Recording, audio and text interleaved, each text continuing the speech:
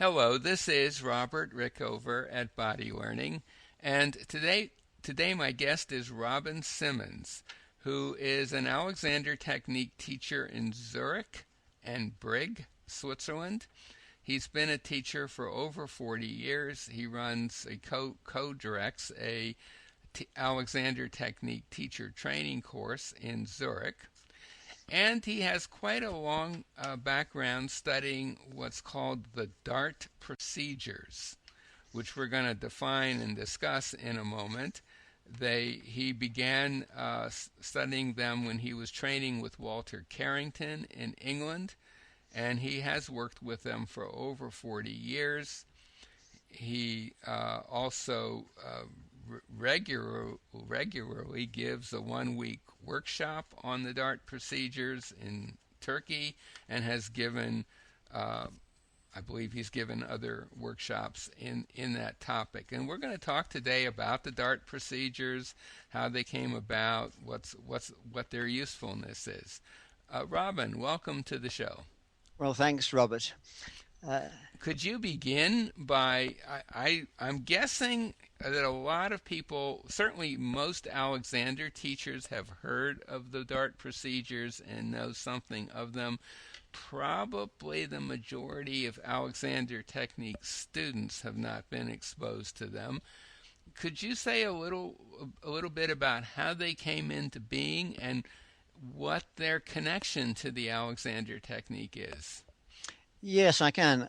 I think the person we must acknowledge the greatest debt to is Professor Alex Murray, who discovered DART's papers in 1967 and realized that there was a lot of interesting material hidden in them.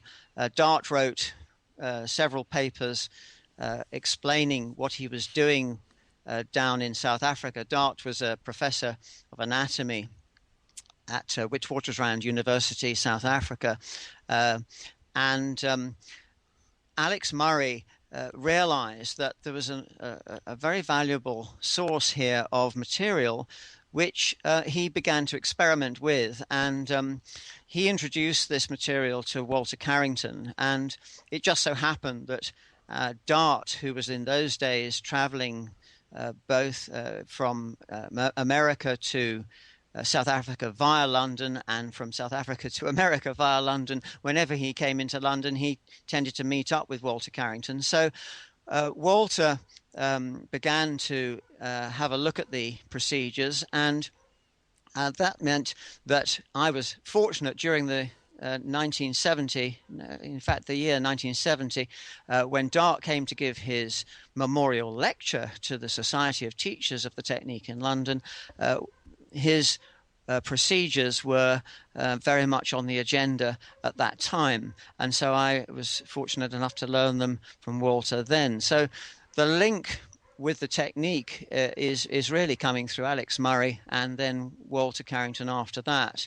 Right. Now, and is it not the case that DART was a student of, I believe, Irene Tasker? Is that correct? That's correct. In South Africa. That's correct. And now this would have probably been in the late 30s, early 40s? No, it was 1943. 43. And yes. What I had heard, and maybe you can confirm or elaborate on this, is that he'd been taking Alexander lessons. There was just one teacher in South Africa, and she went back to London maybe, and he was left without a teacher, and that these procedures that he developed were his response to the question, what can I do on my own? Is that kind of how it came about? Very much my understanding as well. You're quite right.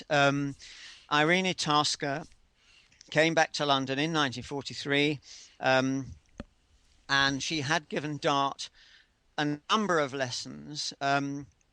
DART was a genius. I think he was like Alexander. He was a one-off. He was a very special brain, and having not had Irene's help any longer, and since he not only had some difficulties with his own body, but of course he had his son Galen, who was spastic and not very well coordinated. He wanted to help Galen, and so Dart devised a series of maneuvers to help himself and his son to try to get more flexibility, more range of movement, and more freedom of movement generally. And that's kind of how he developed it in the first place. Hmm.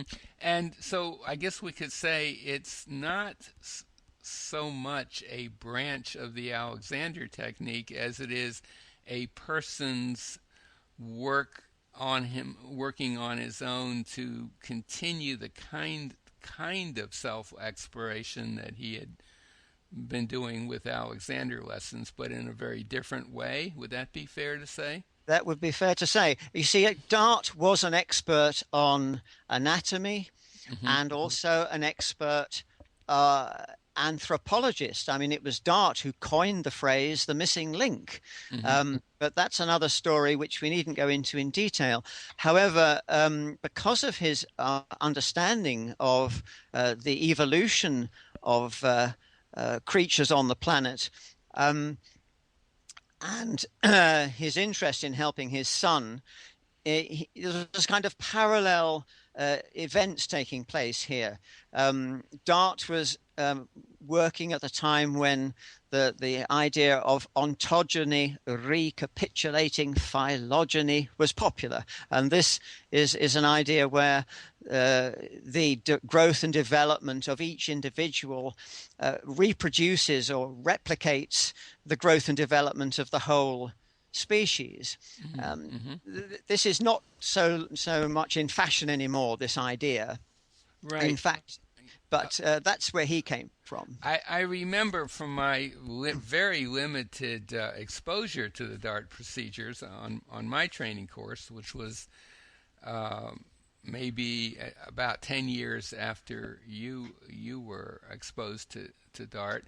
Um, we did some work with it, and it seemed to me that part of the idea was we were going to replicate going from being a creature that lies on the ground to one that goes on four legs and gradually evolves upwards into standing. It's probably a great oversimplification.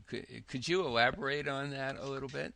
Certainly, I reckon there's some. It depends how you look at it, but there's something like 8 to 10 stages here. If you look at evolutionary development, you start in the water, in fact, before you get onto the land, Hmm. and you've got, say, 2 stages in the water. One is a sort of random movement. Creatures like jellyfish and so on randomly moving around. And then you get this development into fish. Well, they're not so random, they're more directional. So they have a head and a tail, and they're moving with the head being projected forward through the water by the tail. And then you get onto the land. So then you have a development into amphibian. And all these early developments are also to my understanding, to be included in the DART process. Then from there, you go from amphibian to reptile, from reptile to mammal, as you say, on all fours, then to primate, then to proto-human, and finally to human. And as you're going through these various stages of evolutionary development, you are in fact slowly but surely finding the spine going from a horizontal direction to a vertical direction. Hmm. And of course, once you've arrived at a vertical direction with the human uprightness, well, now where are you going to go? You can either go back down to the earth again, or you can go straight up in the air. You see Right, what I mean? That's right. the end. That's the culmination. Now, I seem to remember the idea that was connected with, or perhaps even a reason for doing these DART procedures, was that if in one's own childhood development, a stage or two was skipped, or for example, creeping or crawling, something of that kind, if that had been truncated somehow or just didn't happen properly, that it was useful to go back and re-experience that with, of course, some um, the kinesthetic awareness of the Alexander technique. Does that match your understanding of that process as well? I certainly, it certainly is. That's what Dart mentions in his papers. Okay. That and he was particularly concerned to help brain damaged children because in his later time he was working with the Institutes for the Achievement of Human Potential in Philadelphia, America, with Glenn Doman. And Carl Delicato, to help brain damaged children. And in fact, was very much concerned that these children should be encouraged to perform certain activities which they may well have missed out in their growth and development. But of course, what we were concerned with when I was training was, well, why not apply this to rather more fit and not brain damaged people who are, as it were, relatively speaking, normal, not only to experience what they might have missed out, but also to help particularly with people who are disabled. I've helped a number of people who are and have been quite badly disabled by using DART procedures in association with our Alexander work, and also well, to take a very simple case, back trouble, to take slip disc as an example. DART procedures, not all of them, but some of them are extremely helpful to deal with, manage, one might even say overcome certain disc hernia problems. And I've certainly used it in that way, and it certainly worked very well. So you can see how there's a kind of association with the therapeutic aspect of Alexander work, which of course the technique is not a therapy, but it has fantastic therapeutic effects. And if you can link the DART work in when it's relevant for the person in front of you, well, I have found it works very well. One of the things that I remember noticing with doing those procedures, and I must say I notice it when I swim, which is pretty frequently, that when you are rotated 90 degrees from our normal upright stance, the whole Alexander idea of head leading and body following really becomes clear in a way that's maybe not quite as clear when someone is standing upright. So would that be a part of it too, that even if, for example, as a child you went through all of those stages very nicely, but that maybe for one reason or another your ability to direct efficiently wasn't at its peak, it would be good to re-experience them in order to apply Alexander directions, if you like, to those non-standing up postures? Well, I think we have to remember that Alexander was very concerned that our sensory awareness was somehow limited, that we imagine that we are experiencing our sensory awareness in a complete way, but he proved quite clearly that we're not, that we're actually slightly sensorily blind. We have areas of the body where we simply don't have any much consciousness whatsoever about what's going on. Now, when you perform DART activities, a lot of them are being performed on the floor, and you get a fantastic richness of sensory information when you're going through these activities. And this richness of sensory information can absolutely inform you when you're back upright on your feet, so that you're in a very different condition of sort of preparation for action. Mm-hmm. And, you know, I have to say that resonates a little bit with the Alexander procedure of constructive rest. Yep. Same thing, where you're lying on your back, firm surface, a configuration that encourages lengthening and widening, really. Something under your knees, something under your head. that basic framework, even though it seems to be not an activity in the usual sense that we think of activities, it can have a very powerful impact on how you move, stand, sit, and move, partly because of all of that feedback that you're getting in that case on your back. As I recall, the DART procedures, it seemed to me I was mostly on my belly when I was doing them. Is that right? My memory correct on that? Well, you see, again, when you're learning it in a training school, there's not that much time. And so, yes, you probably find that most of that learning you did there was on the front, and you might well have done the flippering where you're using just the wrist and then the fingertips and then the wrist and the fingertips in order to move your arm, not by moving your arm, but by using simply the hand and the wrist.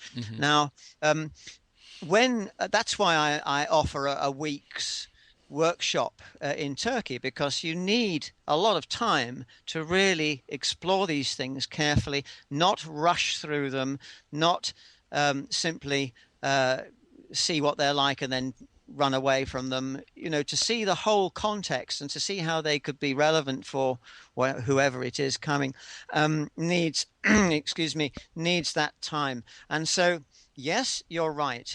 Lying on your front is a part of it, but it's only a part. I mean, we talk about rolling, we talk about creeping and crawling, all these things I mentioned earlier about the helping with the slip disc. This is where the on all fours comes in, and there are many aspects of how to employ this.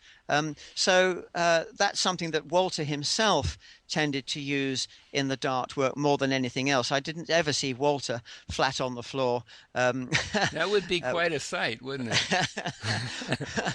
But Walter later actually stopped teaching DART altogether. He was very worried, quite rightly, I think, that it would be taken up as a sort of, something else to do, some other kind of sort of yoga-ish type thing to just do a whole lot of movements by doing.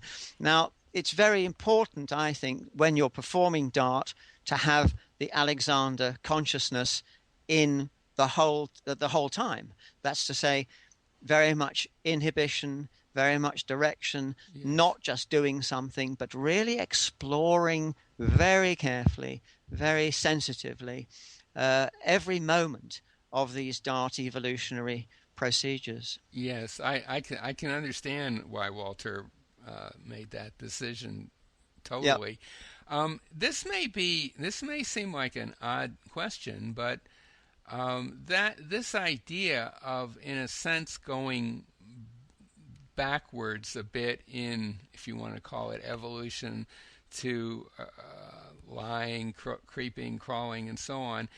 To me, that reminds me a little bit of something that Marjorie Barlow said in talking about the Alexander monkey position.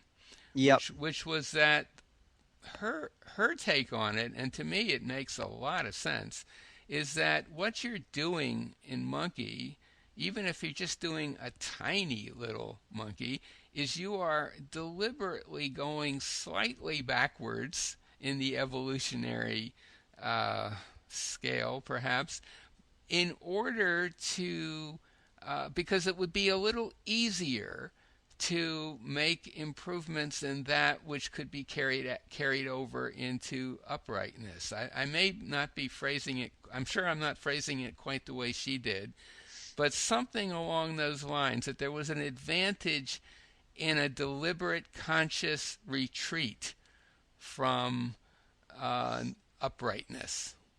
Yes. Does that make sense to you, in connection with the DART in general and in connection with the DART procedures? Well, DART famously said we can only look as far forward as we can look back. Oh, really? That's great. Yeah. So, yes, DART absolutely considered that it was necessary to explore as far as possible where we've come from in order to see where we are, in order to see where we want to go next. And that's a principle that is kind of behind all of this. In terms of the Alexander position of mechanical advantage, or one of the positions of mechanical advantage, as you say, colloquially called monkey, in the Alexander world. Well, this forms part of the whole DART sequence of anti-gravity procedures, and that is one of many positions of mechanical advantage that DART offers us to try out. And yes, you could say going back, but I would say going into a dynamic, expansive arrangement of the body is always going to be helpful. That's what I understand is meant by a position of mechanical advantage. It's some organization of the body where there's a tendency within that organization for the whole framework to expand.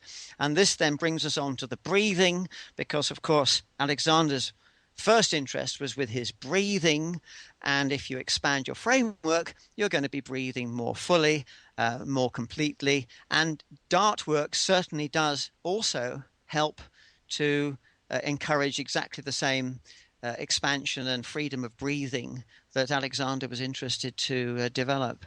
Mm-hmm. Robin, is there anything that we haven't covered that you'd like to say about the DART procedures? Well, I think we've covered most of it. It's something, as I say, that I'm continuously discovering new things about. So DART is not a closed system. Mm-hmm. There are new developments, as it were, continuously coming up. Colleagues in England, and I know that the Murrays in America have taken the DART procedures in directions that interest them. I've taken the DART procedures in directions that interest me. So it's a very rich source of material, both in terms of Alexander work and, as I say, in terms of helping quite severely disabled people and people in some trouble with the body. So I would only encourage people to explore something of it. I'm trying to produce a book at the moment about the DART procedures, and I hope this will come out later in the year, and then people can see where I'm coming from with it, and make what they can of it from that. Okay, and we will put a link to a website that you have, which has a good deal more information about the DART procedures by the interview. My guest today has been Robin Simmons, who's an Alexander Technique teacher in Zurich and in Brig, Switzerland. He also co-directs an Alexander Technique training course in Zurich, and he has been both a teacher of the Alexander Technique and someone who's been exploring the DART procedures for about 40 years now. So if anything about what we've talked about intrigues you, and you live in those areas of Switzerland, or you'd like to take a nice, I bet your workshops in Turkey are in a nice location, right? They are indeed, yes. If you want to have a great vacation in Turkey and learn some interesting new ideas about movement, we'll have a link to his website where you can find out how to do that. And we'll also put a link to a website that has more information about the Alexander Technique in general and how to find an Alexander teacher. I think it's probably fair to say that the majority of Alexander Technique teachers don't actually teach the DART procedures. I might be wrong about that. Do you have any thoughts on that? I think you're right. But many of them know about it. And if you were going to start exploring the DART procedures on your own, an Alexander teacher, even one who doesn't, as it were, specialize in the DART procedures, would be a very good resource for you. So, Robin, thank you so much for being on the show today. Well, it's a great pleasure, Robert. I'm very happy to have been able to tell you and everybody about what has been interesting for me since 1970. Okay.